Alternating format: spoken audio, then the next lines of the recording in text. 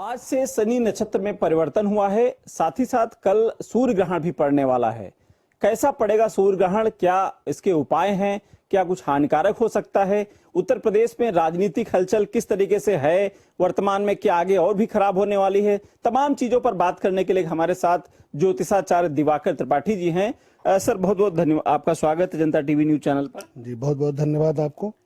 कल सूर्य ग्रहण पड़ने वाला है, कितना लोगों के लिए क्या हानिकारक होगा, किस किस लिए क्या प्रभाव डाल सकता है मानव उस पे जाति पर? जी देखिए, सूर्य ग्रहण भारत में दृश्य नहीं है तो धार्मिक दृष्टि से इसका महत्व तो भारत में नहीं पड़ेगा, लेकिन ग्रही दृष्टिकोण से अगर बात किया जाए तो निश्चित तौर पर इसका प्रभाव पड़ेगा। और सूर्य ग्रहण में सूर्य और राहु का एक राशि में युति हो जाता है तो सूर्य पीड़ित हो जाते हैं राहु के प्रभाव के कारण। तो ऐसे में जितने लोगों के लिए सूर्य उनकी मूल कुंडली में कारक स्थिति में है, उनके लिए अवरोध की स्थिति उत्पन्न रहती है, तो तनाव का वातावरण उत्पन्न होता है। साथ ही इस बार मेष राशि में सूर्य है और मेष राशि में ही राहु का गोचर होने हुआ है, तो मेष राशि पर विशेष रूप से नकारात्मक प्रभाव देखने को मिलेगा। और इस बीच में अंतर्राष्ट्रीय स्तर पर किसी बड़े व्यक्तित्व की क्षति देखने को मिलेगी अगले 2 महीने के अंदर। क्या इसको उपाय है कि ये जो नक्षत्र खराब हो रहा है तो उसको ठीक हो जाए, क्या इस तरीके से? देखिए, ऐसा नहीं है, अपनी अपनी कुंडली के अनुसार है, जैसी मूल कुंडली होगी उस तरह का प्रभाव देखने को मिलता है। लेकिन राहु का उपाय विशेष तौर पर इस अवधि में जरूर करना चाहिए। यदि मूल कुंडली में भी इस तरह की स्थितियां हैं कि राहु और सूर्य एक साथ कहीं भी बैठे हुए हैं तो उसमें राहु का उपाय कर लेना चाहिए। राहु के शांति के लिए कोई न कोई पूजा पाठ अवश्य करना चाहिए।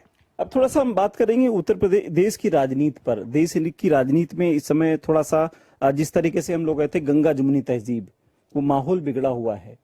आगे क्या ज्योतिष क्या कहती है, ये माहौल कैसा रहेगा, कुछ सुधार होगा या फिर इसी तरीके से बढ़ता रहेगा? देखिए, जब जब राहु और शनि का संबंध बना है तो विश्व में उथल पुथल की स्थिति बनती है, तनाव का वातावरण बनता है, विश्व युद्ध जैसी घटनाएं होती हैं और आपदाओं का इस तरह योग बनता है कि बड़ी दुर्घटनाएं हो जाएं। अभी पिछली बार जो विश्व युद्ध का वातावरण बना हुआ था उसमें भी राहु शनि का कॉम्बिनेशन बना हुआ था।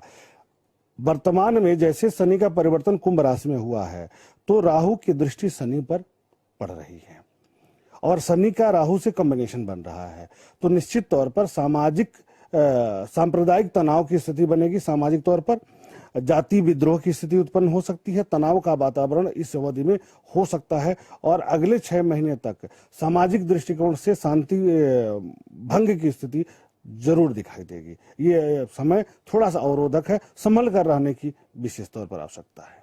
तो किन लोगों को संभल के रहने की आवश्यकता है, किन जो राशि वाले उनको लेकर के, क्या ये कब तक ये ऐसी स्थिति बनी रहेगी?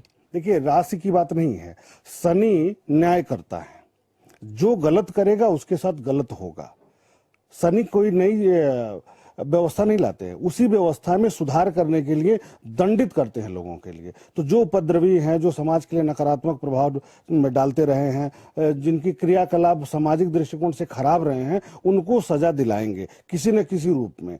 चाहे वो कोई घटना आंदोलन कर रहे हैं या कोई सामाजिक विद्रोह के लिए कार्य कर रहे हैं तो उनको पकड़े जाएं, सजा हो जाए। उनको लेकर के कुछ उनके समर्थक हैं जो उन लोग भी गलत किए हैं तो वो भी पकड़े जा सकते हैं, उनके लिए भी सजा का कोई न कोई प्रावधान निश्चित करेंगे शनिदेव।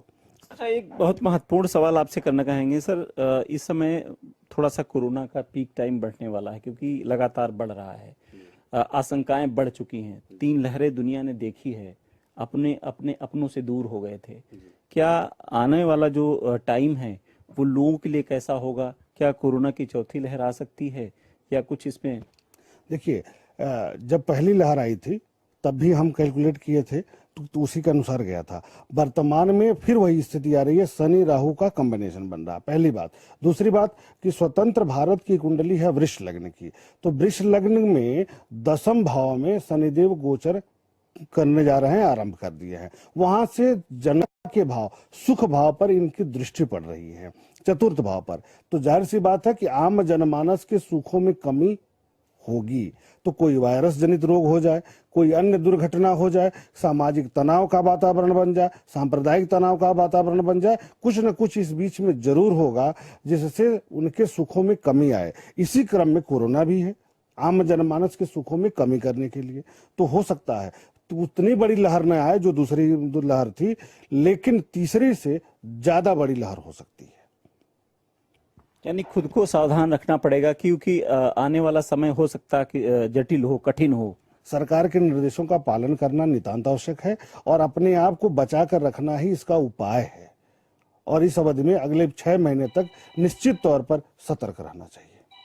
शुक्रिया जानकारी देने के लिए। तो एक बिल्कुल आने वाला समय हो सकता कठिन हो, लेकिन एक कहावत है, कर्म ही पूजा है, और कर्म अच्छा होगा तो सब कुछ अच्छा होगा।